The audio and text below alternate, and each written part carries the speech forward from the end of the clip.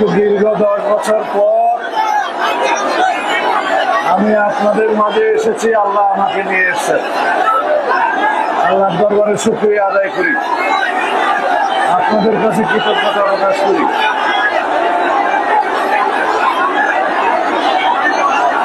রক্তস্নাত বিপ্লবের মধ্য দিয়ে অর্জিত স্বাধীনতা আপনাদেরকে অর্থবহ করে তুলতে হবে। শত সহস্র শহীদের রক্তদানের মধ্য দিয়ে যে নতুন স্বাধীনতা অর্জিত হয়েছে, সেই স্বাধীনতাকে আপনারা অর্থবহ করে তুলতে হবে। এই বিজয় দিবসকে আপনারা অর্থবহ করে তুলতে হবে।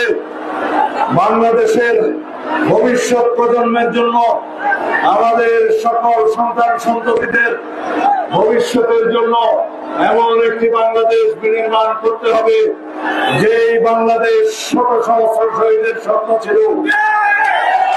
যেই বাংলাদেশ বিনির্মাণের জন্য অকাতরে নিজের জীবন বিলিয়ে দিয়েছেন আমাদের বীর শহীদরা। আমরা সবাই ধৈর্য ধারণ করি, আমরা সবাই আইন শৃঙ্খলার উন্নতি সাধন করি, আমরা সবাই সকলের অধিকারকে স্বীকৃতি দেই। আজকে থেকে এখানে সকল অন্যায়ের অবসান হলো। কেউ নির্যাতিত হবে না, কেউ জুলুমের শিকার হবে না।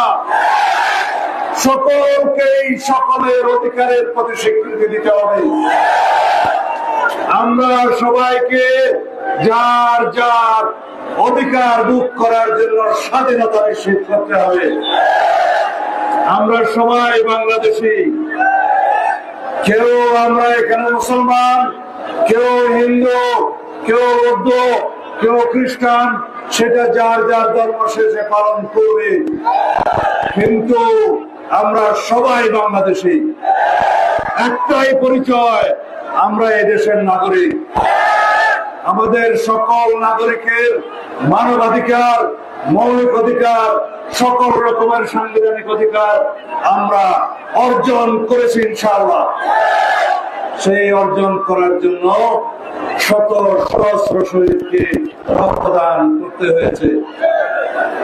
আজকে ফ্যাসিবাদী হাসিনা কোথায়? স্বৈরাচারী শেখ হাসিনা কোথায়? বাংলাদেশের মাটি থেকে পালিয়ে গেছে। বাকশালের পতন হয়েছে, আওয়ামী স্বৈরাচারের পতন হয়েছে। গণহত্যাকারী আওয়ামী ফ্যাসিবাদী শক্তি বাংলাদেশের মানুষের সামনে কি আর রাজনীতি করার অধিকার রাখে? যদি বাকশালীরা, আওয়ামী ফ্যাসিবাদীরা কখনো জনগণের সামনে আবার রাজনীতি করতে আসে, আপনারা তাদেরকে প্রত্যাখ্যান করবেন। এই দেশ, এই মাটি পবিত্র শহীদের রক্তে রঞ্জিত হয়ে পবিত্র হয়েছে। সুতরাং হাসিনা এবং তার দূষর আওয়ামী ফ্যাসিবাদীদের দ্বারা আবার কখনো অপবিত্র হতে দেব না। দিল্লিতে যে বসে আছে শেখ হাসিনা বাংলাদেশের মানুষের বিরুদ্ধে ষড়যন্ত্র করছে, বাংলাদেশে অস্থিরতা সৃষ্টি করার জন্য পায়তারা করছে। তার 15-17 বছরে যে সমস্ত ফ্যাসিবাদের দূষররা প্রশাসন সহ বিভিন্ন জায়গায় এখনো বসে আছে এবং মনে করছে বাংলাদেশে অস্থিরতা সৃষ্টি করবে, মিথ্যে কথা। এদেশের ছাত্র জনতা বাংলাদেশে আর কখনো অস্থিরতা সৃষ্টির সুযোগ দিবে না। বহিঃশক্তির কোন ষড়যন্ত্র বাংলাদেশের ছাত্র জনতা সফল হতে দেবে না। বন্ধুগণ, আমরা এখনো চূড়ান্ত বিজয় অর্জন করি নাই। আমরা চূড়ান্ত বিজয় অর্জন সেই দিন করব যেই দিন এই দেশে একটি গণতান্ত্রিক প্রক্রিয়ায় রাজনৈতিক একটি শক্তি বাংলাদেশের সরকার গঠন করবে। সেদিন আমরা চূড়ান্ত বিজয় অর্জন করব। যারাই সরকারে আসো, তাদেরকে দেশের মানুষের মৌলিক অধিকার, সাংবিধানিক অধিকার, গণতান্ত্রিক অধিকার নিশ্চিত করতে হবে। কেউ যেন আমরা স্বৈরাচারী হয়ে না উঠতে পারি, সেজন্য আপনাদের আমাদের সকলকে আমাদের অধিকারের জন্য সবসময় আন্দোলন করতে হবে। আন্দোলন বন্ধ করা যাবে না। যদি আমরা রাজপথ ছেড়ে দেই, যদি আমরা আন্দোলন বন্ধ করি, হাসিনা ফ্যাসিবাদী দূষররা সুযোগ পাবে। সেই সুযোগকে আপনারা দিবেন? বাংলাদেশে আবার কখনো আওয়ামী বাকশালী শক্তির গণহত্যাকারীদেরকে রাজনীতি করতে দেবেন? যারা জনগণের বুকের উপর গুলি চালিয়েছে, নির্বিচারে হত্যা করেছে, হেলিকপ্টার থেকে গুলি করে মা বোনকে হত্যা করেছে, শিশুদেরকে হত্যা করেছে, তারা কি বাংলাদেশে রাজনীতি করার আরো অধিকার রাখে? যদি তাই হয়, বাংলাদেশের সকল মানুষকে ঐক্যবদ্ধ হতে হবে গণতন্ত্রের পক্ষে, স্বাধীনতার সার্বভৌমত্বের পক্ষে।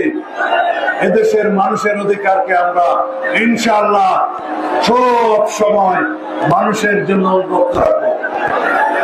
গণমাধ্যমকে বাংলাদেশের মানুষের অধিকার নিয়ে সব সময় সোচ্চার হতে হবে। বিচার বিভাগের প্রতি দুইটা কথা, জাস্টিস খায়রুল হক আর জাস্টিস কালো মানিক, তাদের কি অবস্থা হয়েছে দেখেছেন? জাস্টিস কালো মানিকের কি অবস্থা হয়েছে দেখছেন? যদি বিচারাঙ্গনে বসে, আদালতে বসে জনগণের স্বার্থের বিরুদ্ধে বিচার করেন, তাহলে কালো মানিকের মতো অবস্থা হবে। সাবধান করে দিতে চাই, এই দেশের সমস্ত সাংবিধানিক প্রতিষ্ঠান, বিচার বিভাগ সহ অন্যান্য প্রতিষ্ঠানে যারা বসে আছেন, দুদক থেকে নির্বাচন কমিশন পর্যন্ত, যদি জনগণের বন্ধু না হতে পারেন, তাহলে গণ বিপ্লবের মধ্য দিয়ে যে শিক্ষা আপনাদেরকে আমরা দিয়েছি, পুনর্বার প্রয়োজন হলে আপনাদেরকে সেই শিক্ষা দেওয়া। আমি সরকারি কর্মকর্তা কর্মচারীদের উদ্দেশ্যে একটা কথা বলতে চাই। ভাই সকল, যারা বাংলাদেশের এই প্রজাতন্ত্রের কর্মচারী ভাইয়েরা এবং বোনেরা, আপনারা এই জনগণের চাকরি করেন, বাংলাদেশের এই জনগণের কর্মচারী আপনারা, আপনাদের বেতন এই জনগণের ট্যাক্সের টাকা থেকে দেয়া হয়।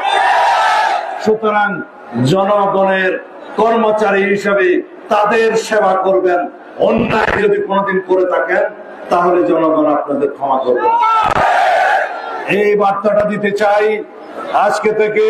এখানে এই পেকুয়ার মঞ্চে পেকুয়ার জনগণকে করতে চাই, এই জনপদে কোন অন্যায়ের কোনদিন প্রশ্রয় দেওয়া হবে না।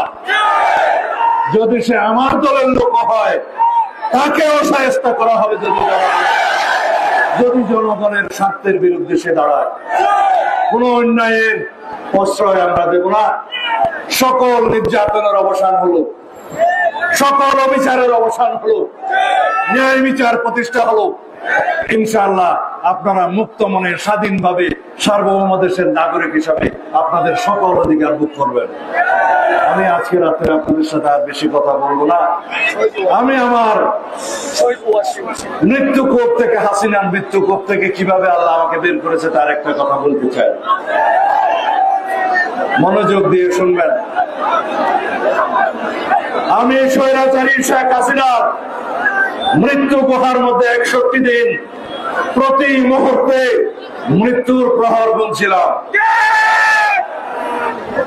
আমি তাদেরকে বলতাম, যদি আমার মৃত্যু হয় আর যদি তোমরা আমাকে হত্যা করো, আমার লাশ আমার পরিবারের কাছে হস্তান্তর করবে। তারা সেই নিশ্চয়তা দিত না।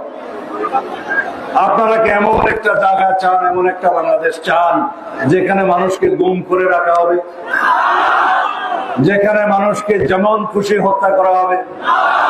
আমাদের মতো একটা লোককে যদি 61 দিন মৃত্যু গুহার মধ্যে রেখে আর একটা দেশে পাচার করে দেওয়া হয়, সেই দেশে কি কোনো আইন কানুন ছিল?